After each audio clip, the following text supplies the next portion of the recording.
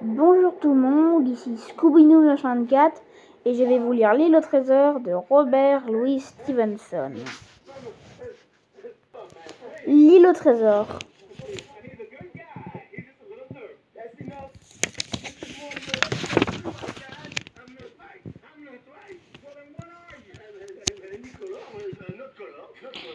À l'acheteur hésitant.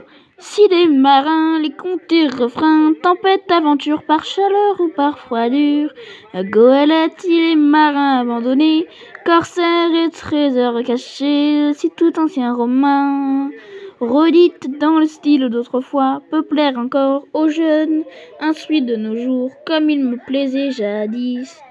Eh bien, soit, écoutez sinon, si la jeunesse studieuse oublie ses goûts d'autrefois, Kingston, Ballantine le brave, coupé des flots et des bois, ainsi soit-il.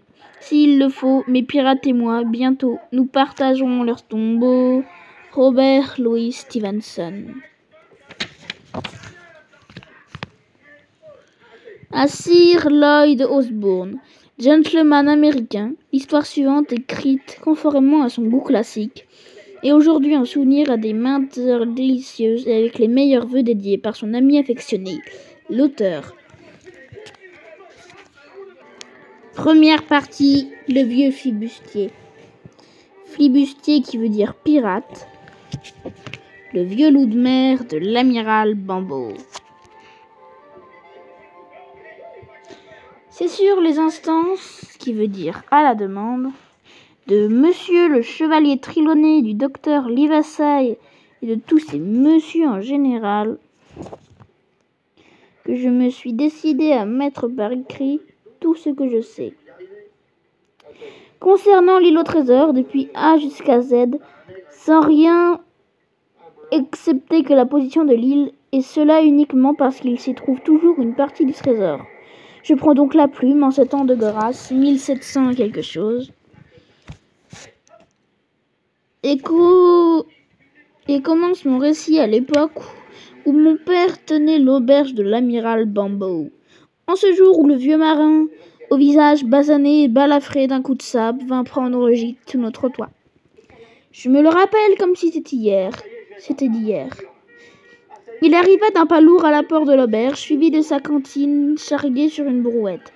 C'était un grand gaillard, solide, aux cheveux très bruns, tordus et en une queue poisseuse qui retombait sur le collet d'un habit bleu malpropre. Il avait les mains couturées de cicatrices, les ongles noirs et déchiquetés, et la balafre qui s'étalait en travers de sa joue.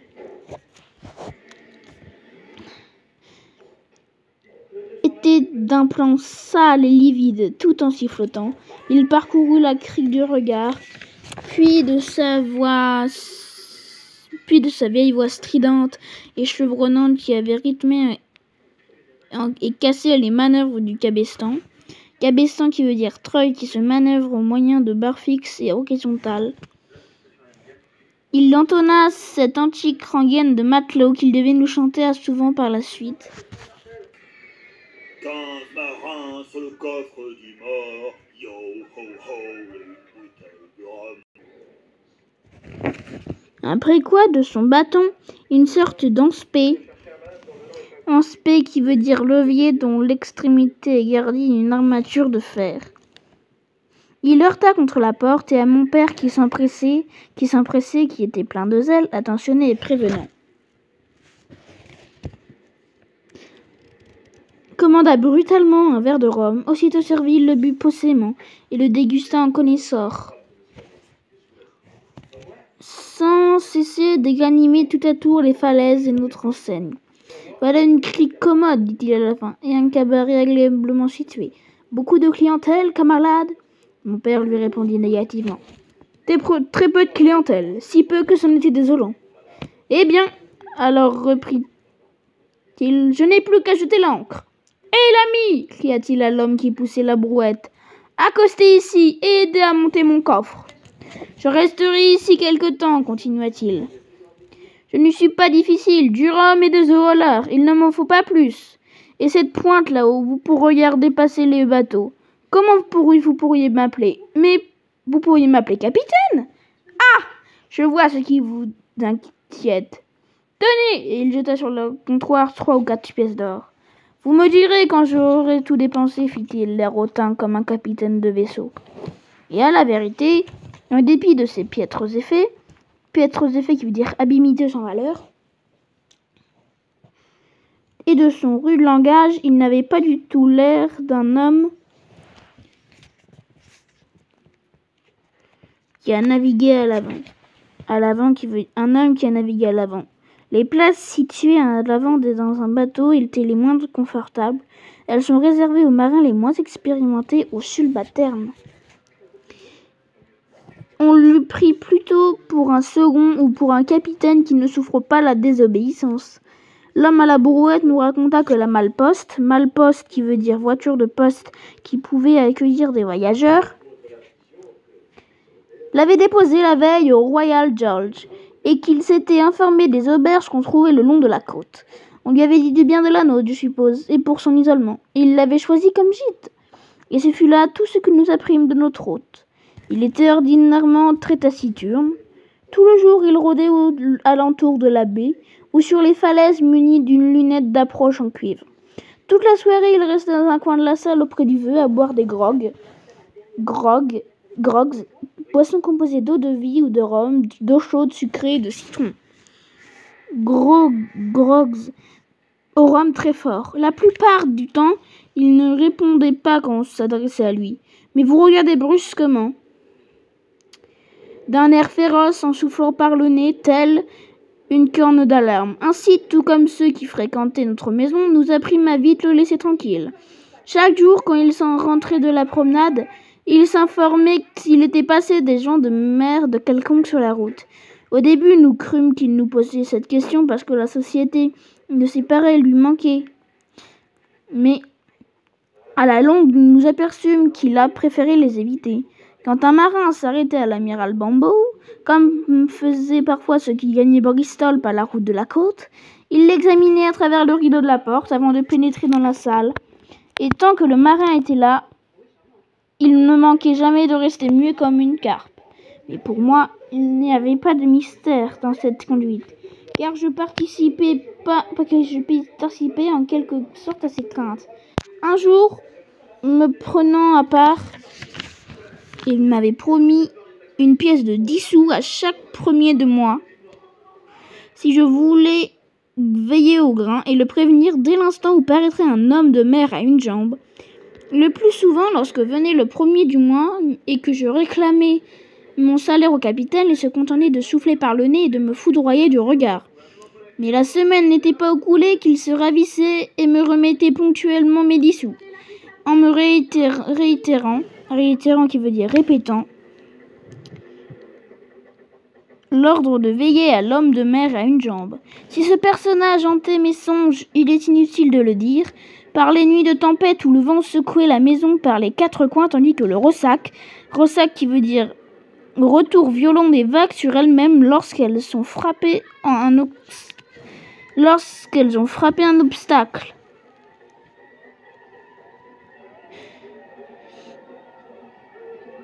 En me réitérant l'ordre, mugissait dans la crique et contre les falaises. Que le ressac mugissait dans la crique et contre les falaises. Il m'apparaissait sous 1000 formes diverses et avec 1000 physionomies diaboliques. Tantôt la jambe lui manquait depuis le genou, tantôt dès la hanche, d'autres fois c'était un monstre qui n'avait jamais possédé qu'une seule jambe située au milieu de son corps. Le pire de mes cauchemars était de le voir s'élancer par bonds et me poursuivre à travers mes champs. Et somme toute, ces abominables imaginations me faisaient payer bien cher mes 10 sous mensuels. Mais en dépit de la terreur qui m'inspirait, l'homme de mer à une jambe, j'avais beaucoup moins peur du capitaine en personne que tous les autres qui me le connaissaient pouvaient supporter. À certains soirs, il buvait du grog beaucoup plus qu'il n'en pouvait supporter, et ces jours-là, qu'il s'attardait parfois à enchanter ces sinistres et farouches vieilles complaintes de matelots sans souci de personne, mais d'autres fois, il commandait une tournée générale et obligeait l'assistance intimidée à ouïr des récits ou à reprendre en chœur ses refrains. Souvent, j'ai entendu la maison retentir du « Yo !» et une bouteille de rhum. Alors que tous ses voisins l'accompagnaient, à qui mieux pour éviter ses observations. Car c'était durant ces accès qui veut dire phénomène pathologique vif et passager, ici de colère et de fureur. L'homme le plus tyrannique du monde, il claquait de la main sur la table pour aiguiser le silence. Il se mettait en fureur à cause d'une question, voire même si l'on posait point, car il jugeait qu'on ne suivait pas son récit, et il n'admettait point que personne quittât l'auberge avant que lui-même, ivre-mort, se fût traîné jusqu'à son lit. Ce qui effrayait surtout le monde, c'est que c'était ici histoire épouvantable où il n'était question que d'hommes pendus ou de jetés à l'eau, de tempêtes en mer et des îles de la Tortue, et d'affreux exploits au pays de l'Amérique espagnole. De son propre aveu, il devait avoir vécu parmi les sacripants auxquels Dieu permit jamais de naviguer. Et le langage qu'il employait dans ses forfaits qui veut dire crime horrible, qu'il narrait. Mon père ne cessait de dire qu'il causerait la ruine de l'auberge, car les gens refuseraient bientôt de venir s'y faire tyranniser et humilier pour aller ensuite trembler dans leur lit, mais je croirais plus volontiers que son séjour nous était profitable. Sur le moment, les gens avaient peur, mais à la réflexion, ils ne s'en plaignaient pas, car c'était une fameuse distraction dans la morne qui veut dire triste routine villageoise. Il lui-même une coterie qui veut dire réunion groupe.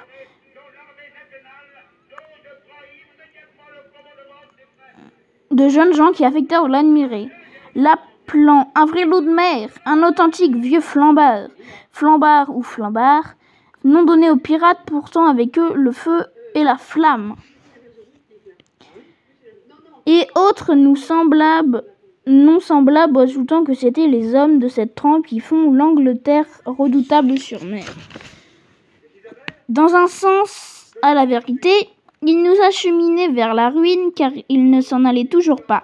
Des semaines s'écoulèrent, puis des mois, et la ronde était depuis longtemps épuisée, sans que mon père trouvât jamais le courage de lui réclamer le complément. Lorsqu'il y faisait le moindre allusion, le capitaine soufflait par le nez, avec un bruit tel qu'on eût dit un rugissement. Il foudroyait du regard mon pauvre père qui s'empressait de quitter la salle. Je l'ai vu se tordre les mains après l'une de ces rébuffades. Rébuffade qui veut dire mauvais accueil, refus, méprisant. Et je ne doute pas que le souci et l'effroi où il vivait hâtèrent de beaucoup sa fin, malheureuse et anticipée. De tout le temps qu'il logea chez nous, à part quelques paires de bas qu'il acheta d'un colporteur qui veut dire marchand ambulant, le capitaine ne renouvela en rien sa toilette. L'un des coins de son tricorne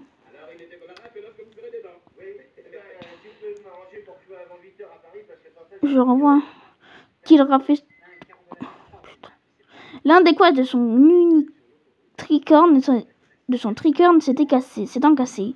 Il le laissa pendre depuis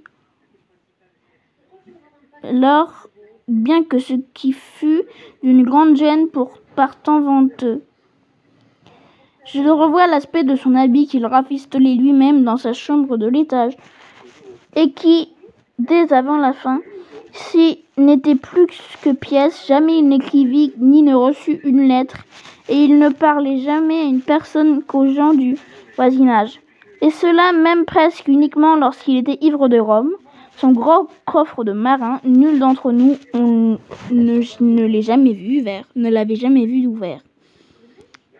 On ne lui résista qu'une seule fois, et ce fut dans les derniers temps, alors que mon pauvre père était déjà gravement atteint de la phtisie, tuberculose pulmonaire, qui devait l'emporter. Le docteur Livesey, venu vers la fin de l'après-midi pour visiter son patient, accepta que ma mère lui servît un morceau à manger, puis en attendant que son cheval fût ramené du Homo, car nous n'avions pas d'écurie au vieux Bambo, il s'en alla fumer une pipe dans la salle. Je lui suivis, et je me rappelle qu'encore le contraste frappant que faisait le docteur,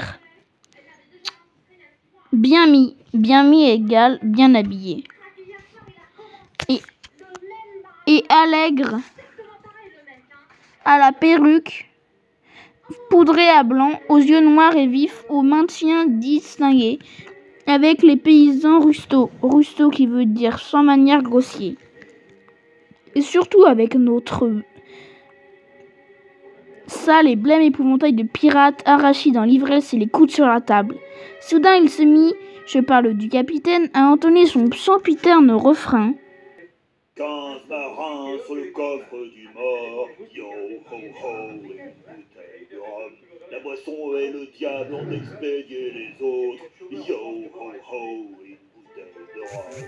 Au début, j'avais cru que le coffre du mort était sa grande cantine de là-haut dans la chambre de devant, et cette imagination s'était amalgamée. Sempiternel continuel, qui veut dire continuel, qui ne s'arrête jamais. Au début, j'avais cru que le coffre du mort était sa grande cantine de là-haut, dans la chambre de devant, et cette imagination s'était amalgamée qui veut dire mélanger, dans mes cauchemars avec celle de l'homme de mer à une jambe. Mais à cette époque, nous n'avions depuis longtemps cessé de faire aucune attention au refrain. Il n'était nouveau ce soir-là que pour le seul docteur Livesey, et je m'aperçus qu'il produisait sur lui un effet rien moins qu'agréable, car le docteur leva un instant les yeux avec une véritable irritation avant de continuer à entretenir le vieux Taylor, le jardinier d'un nouveau traitement pour ses rhumatismes. Cependant, le capitaine s'excitait un peu à peu à sa propre musique, et il finit par claquer de la main sur sa table, d'une manière que nous connaissions tous et qui exigeait le silence. Aussitôt, chacun se tut, sauf le docteur Livesey, qui poursuivit comme avant, vieille formule, d'une voix claire et courtoise, en tirant d'une forte bouffée de sa pipe tous les 2 ou 3 mots. Le capitaine le dévisagea un instant avec colère. Il fit claquer de nouveau sa main, puis le regarda avec mépris. D'un air farouche, et enfin lança avec un vil et grossier juron: « Silence là-bas, dans l'entrepont !» Dans l'entrepont, comme le mot l'indique, c'est l'espace situé entre le pont et le fond du navire. « Est-ce à moi que ce discours s'adresse, monsieur ?» fit le docteur. Et quand le butor, homme grossier stupide, lui dut déclarer avec un nouveau juron qu'il en était ainsi. « Je n'ai qu'une chose à vous dire, monsieur, répliqua le docteur, c'est que si vous continuez à boire du rhum de la sorte, le monde sera vite débarrassé d'un très ignoble gredin.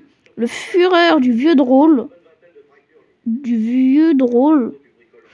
homme fin, rusé, dont il faut se méfier, fut terrible. Il se dressa d'un bond, tira un coutelas de marin qu'il ouvrit et le balança sur la main ouverte, s'apprêta à clouer au mur le docteur.